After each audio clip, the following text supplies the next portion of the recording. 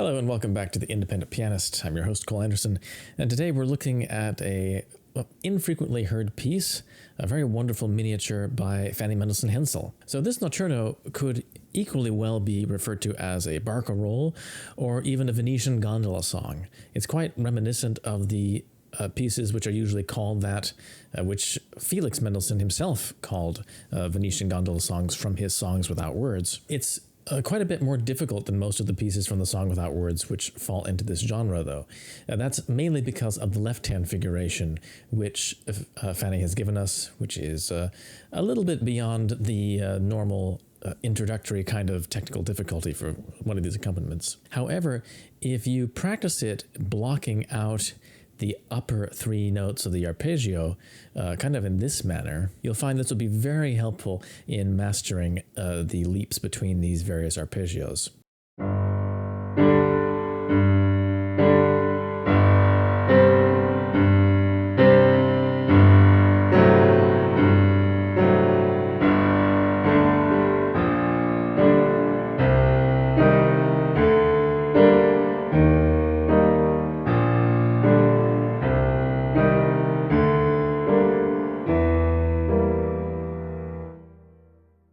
As far as the structure goes, this is basically in a kind of a sonata-like outline. It's not a true sonata form because you don't have contrasting themes in the opening. However, you do have a tonic to dominant motion in the first thematic idea, and then you do have a very extended development section as well, which kind of wanders through various keys, and then there's a recapitulation section at the end. Let's hear the main theme first.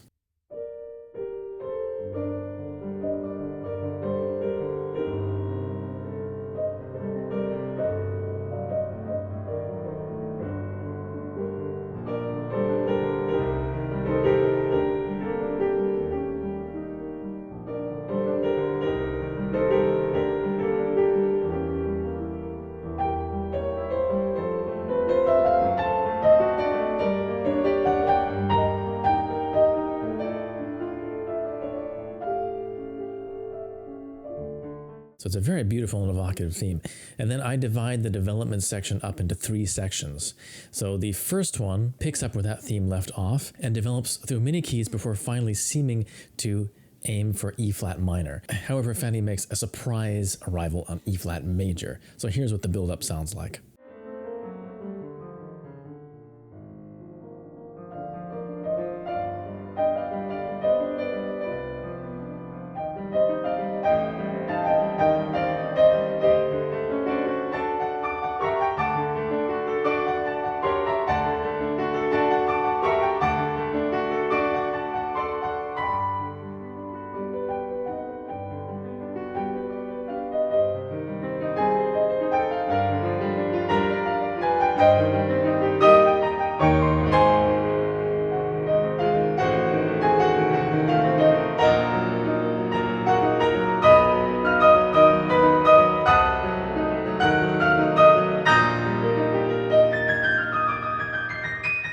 The second part of the development is more of a poetic outpouring. We kind of sit on the key of E flat major for a while, and we're just kind of floating in this key area with various diminished seventh chords that are also used as color. There's a little textual note I should make here too. I chose to play this exactly in accordance with Fanny's manuscript. However, in measure 34, it's quite possible that the pianist should really be playing the left hand up an octave. This is what it sounds like if you do that.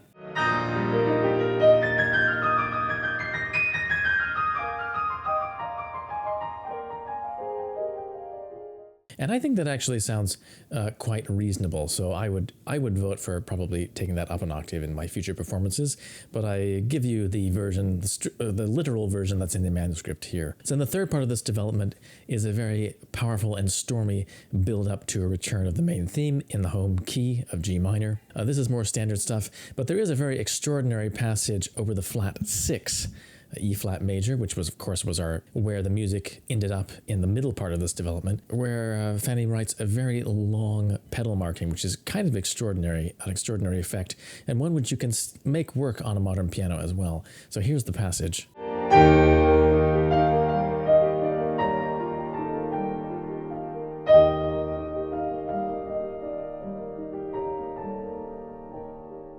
So after that, it just remains to recap the main theme, and then there's a short, very beautiful coda at the end with some stunning counterpoint. So I hope you enjoy this little gem of a piece. It's a wonderful piece if you want something which is not too terribly difficult. I mean, it's a little challenging with the left hand, but it's extremely beautiful, and it gives a lot of room for developing your sound and developing the expressiveness of your interpretation in something like this. So it makes a wonderful companion piece for other pieces like this by Fanny, and also her brother Felix's songs without words. Complete performance is coming up, and please stay tuned for next week. I'll have some more great music for you.